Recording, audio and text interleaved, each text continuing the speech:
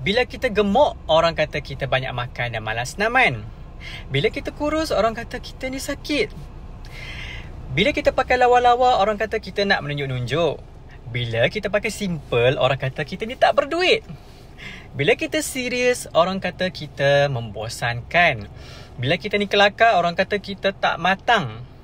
Bila kita berjaya, orang kata kita pasang kabel. Tapi bila kita bergelut dengan kesusahan hidup, orang kata kita ni pemalas dan tak nak berusaha.